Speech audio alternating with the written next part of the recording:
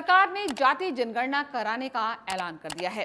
ऐसे में सवाल उठता है कि क्या जातिगत जनगणना भारत को और समृद्ध बनाएगी या फिर जातियों में बटे इस देश में और ज्यादा सामाजिक दरारें पैदा कर देगी। बोले भारत में आज हम सिलसिलेवार तरीके से इसी सवाल का विश्लेषण करेंगे। नमस्कार, मैं हूं शांता सिंह।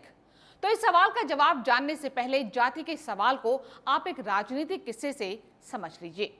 बात 1971 की है। भारत और पाकिस्तान के बीच युद्ध हुआ। युद्ध में भारत विजयी रहा। पाकिस्तान की न सिर्फ हार हुई बल्कि इसके दो टुकड़े भी हो गए। पाकिस्तान का इतिहास ही नहीं बदला, भूगोल भी बदल गया। दुनिया के नक्शे पर बांग्लादेश के नाम से एक नए देश का उदय हुआ। भारत की सेना वैसे तो पाकिस्तान को 1965 में भी हरा चुकी थी, लेकिन 1971 में भारत की जीत बेमिसाल थी। पाकिस्तान की वो हार ऐतिहासिक थी। उस जीत का श्रेय तब की प्रधानमंत्री इंदिरा गांधी को मिला। वो लौह महिला कहलाने लगी। उस वक्त के बड़े विपक्षी नेता अटल बिहारी वाजपेयी के बारे में कहा जाता है कि उन्होंने इंदिरा गांधी को दुर्गा का अवतार कहा था। हालांकि वाजपेयी बाद में इससे इनकार करते रहे। तो लबो-लुआब ये है कि उस युद्ध से ये मैसेज गया कि इंदिरा गांधी हैं तो देश की सीमाएं सुरक्षित हैं। उन्हें भारत रत्न भी मिल गया।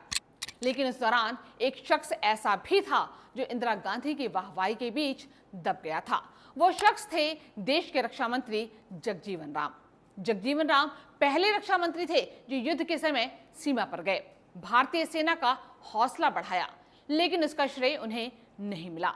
अब एक दूसरी घटना की तरफ आपको लेकर चलते हैं। 1962 में चीन ने भारत पर हमला किया, भारत की मर्यादा पर हमला किया। चीन की जीत हो गई, भारत हार गया। उस वक्त प्रधानमंत्री पंडित जवाहरलाल नेहरू थे। क्या आपको पता है कि उस समय रक्षा मंत्री कौन थे? तब रक्षा मंत्री वी.के. कृष्ण मेनन थे। लेकिन उस हार का ठीकरा जवाहरलाल नेहरू पर नहीं, रक्षा मंत्री वी.के. कृष्ण मेनन पर फूटा। उन्हें रक्षा मंत्री से हटा दिया गया।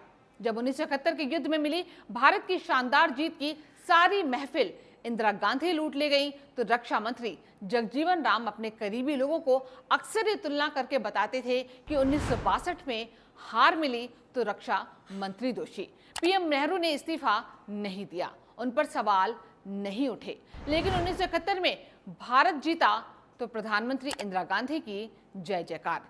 इस तुलना के जरिए वो ये बताने की कोशिश करते थे कि उनका दलित होना ही उनके लिए सबसे बड़ा अभिशाप है। बाद में 1977 और 1979 में जब वो प्रधानमंत्री नहीं बन पाए, तब तो उन्होंने पक्का मान लिया कि उनके दलित होने के कारण ही उन्हें प्रधानमंत्री नहीं बनने दिया गया था। ये दास्तां हमने इसलिए सुनाई ताकि जाति के संदर्भ को समझा जा सके, और ये समझा जा सके कि जातिगत जनगणना का आधार सिर्फ ये तय करना नहीं है कि किस जाति की कितनी आबादी है, बल्कि ये भी जानना है कि कौन सी जाति कितनी अच्छी आर्थिक, सामाजिक और राजनीतिक स्थिति में है। कांग्रेस के नेता राहुल गांधी तो कहते हैं कि वो जातिगत जनगणना इसलिए चाहते हैं ताकि रिजर्वेशन की 50% की कैप को हटाया जा सके, यानी आरक्षण की ऊपरी सीमा 50% से ऊपर भी जा सके। राहुल गांधी का ये नारा कुछ इसी तरह का है जैसे 50-60 के दशक में डॉक्टर राम मनोहर लोहिया दिया करते थे कि संसोपा ने बांधी गांठ, पिछड़ा पावे 100 में 60। संसोपा लोहिया की पार्टी का नाम था, जिसका फुल फॉर्म था संयुक्त सोशलिस्ट पार्टी। लेकिन लोहिया और राहुल गांधी के विचारों में बहुत फर्क है, बल्कि विचारों से ज्यादा उसे अमल में लाने के लिए जो ईमानदारी और नैतिक साहस चाहिए, उसमें भी जमीन आसमान का अंतर है। राहुल गांधी दलितों, पिछड़ों के हकों और हितों की दुहाई तो देते हैं, लेकिन लोग उनकी बात पर यकीन कैसे करें? जब वो पूछते हैं कि कितने आईएएस अधिकारी पिछड़े वर्ग से हैं, तो लगता है कि उन्हें अपने परिवार का ही इतिहास मालूम नहीं है। वो भूल जाते हैं कि 1990 में जब वीपी सिंह ने मंडल आयोग की सिफारिशों को लागू करने का ऐलान किया था, तो उनके पूज्य पिताजी ने समर्थन करने की जगह उसका खुलेआम विरोध किया था। जबकि 1990 से पहले आजादी के 43 वर्षों में 37 साल तक सिर्फ उनके परिवार के लोग ही सरकार चलाते रहे। 17 साल तक उनके परनाना जवाहरलाल नेहरू, 15 साल तक उनकी दादी इंदिरा गांधी और 5 साल तक उनके पिता राजीव गांधी। लेकिन नेहरू तो खुलेआम आरक्षण के विरोधी थे, जिन्होंने पिछड़े वर्गों के लिए बनी काका कालेलकर कमेटी की रिपोर्ट को अनसुना कर दिया था। फिर इंदिरा गांधी जब दोबारा पीएम बनी थी तभी मंडल आयोग की रिपोर्ट बीपी मंडल ने उन्हें सौंपी थी, लेकिन वो उस रिपोर्ट पर कुंडली मारकर बैठ गई। फिर अगले 5 साल तक यही काम राजीव गांधी ने किया। इसके बाद हुई पीवी नरसिम्हा राव के 5 साल और मनमोहन सिंह की 10 साल तक सरकार चली, उसमें भी दलितों पिछड़ों के लिए क्या काम हुआ। 2004 में मनमोहन सरकार में मानव संसाधन विकास मंत्री अर्जुन सिंह ने जरूर पिछड़े वर्गों के छात्रों को शिक्षा में आरक्षण दिया, तो अगली बार यानी कि 2009 में जब दोबारा मनमोहन सरकार बनी तो अर्जुन सिंह को मंत्रिमंडल से दूध में पड़ी मक्खी की तरह निकालकर फेंक दिया गया। और आज तक आपने राहुल गांधी के मुंह से अर्जुन सिंह की तारीफ नहीं सुनी होगी। फिर कैसे मान लिया जाए कि वो जो कह रहे हैं उसे वो पूरा करेंगे। देखा जाए तो जाति जनगणना का मसला राहुल गांधी के श्रेय लेने की होड़ से कहीं आगे की चीज है। अगर ये राजनीति है तो जातिगत जनगणना की अनुमति देकर प्रधानमंत्री मोदी ने विपक्ष के नहले पर दहला दे मारा है।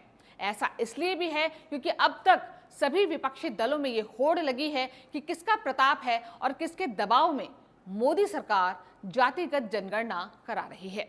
इसमें विपक्षी दल एक दूसरे से ही टकरा रहे हैं। जैसे तेजस्वी यादव ने बयान दिया कि हमारी जीत है, हमारे पुरखों की जीत है, लालू यादव की जीत है। तेजस्वी ने यह भी कहा कि बिहार में जो जाति को लेकर सर्वे हुआ था वो उनके उप मुख्यमंत्री होने के कारण हुआ था। लेकिन राहुल गांधी ने बयान दिया कि बिहार में हुई जातिगत जनगणना फालतू थी, असली तो तेलंगाना की है। हम सत्ता में आएंगे तो वैसे ही जातिगत जनगणना कराएंगे। यानी अभी विपक्ष की स्थिति वैसी ही हो गई है कि न जूट न कपास, लेकिन जुलाहों में लट्ठम लट। अब इस राजनीतिक आपाधापी से आगे आपके लिए ये जान लेना जरूरी है कि इस जातिगत जनगणना का इतिहास क्या है। ऐसा क्या हुआ था कि 150 साल पहले अंग्रेजों को लगा था कि भारत में जनगणना होनी चाहिए और जाति के आधार पर गिनती होनी चाहिए। बात 1872 की है। तब भारत के वायसराय लॉर्ड मेयो थे। उन्होंने ही तय किया कि गुलाम भारत में जनगणना की जाए। इसमें जातियां गिनी गई, उपजातियां भी गिनी गई, धर्म तो गिना ही गया। तब से हर 10 साल पर एक गिनती होने लगी। लेकिन जाति के नाम पर आखिरी गिनती जिसकी रिपोर्ट सार्वजनिक भी हुई वो 1931 में हुई थी। 1931 की जनगणना से पता चला कि उस समय हिंदुस्तान में, जिसमें आज का पाकिस्तान और बांग्लादेश भी शामिल था, जातियों की संख्या 4147 थी। इनमें 500 से ज्यादा मुसलमानों में भी जातियां थीं और 300 से ज्यादा ईसाइयों में भी। तब देश की कुल आबादी 35 करोड़ थी। इनमें से ओबीसी की संख्या करीब 52% थी। 1931 में जाति के आधार पर हुई गिनती ही बाद में मंडल आयोग की सिफारिशों का आधार बनी थी। हालांकि अब तमाम राजनीतिक पार्टियां ये कहने लगी हैं कि पिछड़ी जातियों की संख्या भारत में 52% से कहीं ज्यादा है, इसलिए वो लगातार जातिगत जनगणना की मांग करते आ रहे थे। इनमें से 68 जातियों को सामाजिक और राजनीतिक रूप से अछूत माना गया था, जिन्हें 1935 के भारत सरकार अधिनियम के तहत विशेष दर्जा दिया गया था। ये वही अछूत जातियां हैं जिनके लिए डॉक्टर भीमराव अंबेडकर ने अलग से निर्वाचन प्रणाली की मांग की थी, जिसके लिए महात्मा गांधी तैयार नहीं हुए थे और जिनके आमरण अनशन करने के कारण डॉक्टर अंबेडकर को झुकना पड़ा। और फिर 1932 में गांधी और अंबेडकर में समझौता हुआ, जिसे पूना पैक्ट कहा जाता है। इसके बारे में हम एक पुराने वीडियो में विस्तार से बता चुके हैं, जिसे आप कमेंट बॉक्स में लिंक को चटकाकर फिर से देख सकते हैं। जाति जनगणना ये बताने के लिए जरूरी है कि भारत में किस जाति की आर्थिक और सामाजिक स्थिति कैसी है, बल्कि राजनीतिक स्थिति भी कैसी है। अब ये कहने से काम नहीं चलेगा कि भारत में जाति यानी कि कास्ट तो अंग्रेजों का पैदा किया हुआ घाव है। सच तो ये है कि इंसान पैदा एक ही तरह से होता है, लेकिन सभ्यता के विकास के साथ हमारे देश में जाति के नाम पर भेदभाव किया जाने लगा। अगर हम बहुत पहले सिंधु घाटी की सभ्यता में चलें तो उसमें जाति के लक्षण तो नहीं दिखते, लेकिन वर्ग जरूर था।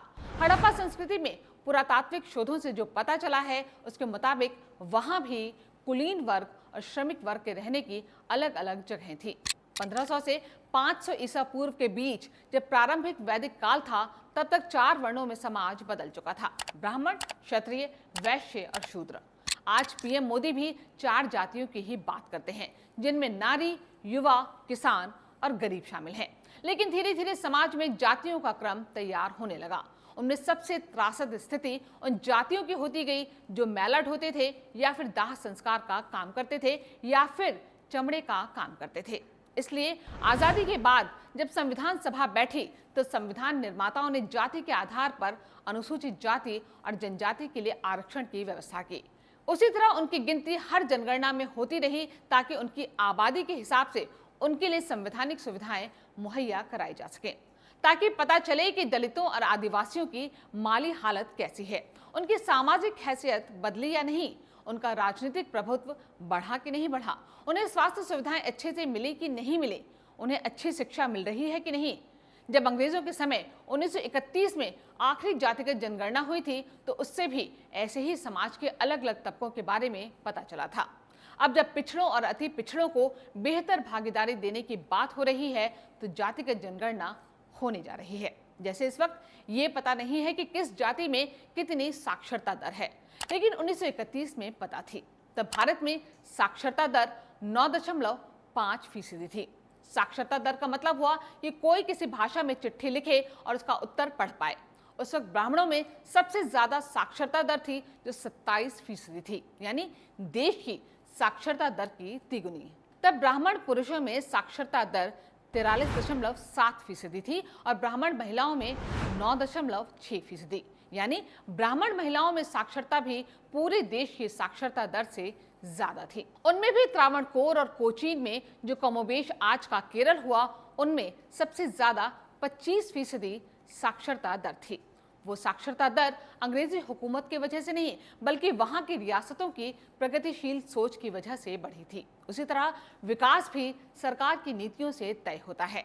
इसलिए जो लोग पिछले कुछ समय से जातिगत जनगणना की दुहाई देते आ रहे हैं उनसे एक ही सवाल है कि उनकी सरकारें जब होती थी तो समाज के कमजोर तबकों के लिए उन्होंने क्या किया। इस सवाल के जवाब में ही जातिगत जनगणना का भविष्य छिपा है। बोले भारत के आज के वीडियो में इतना ही। जल्द मुलाकात होगी ऐसे ही एक और नए और दिलचस्प वीडियो के साथ। तब तक के लिए नमस्कार।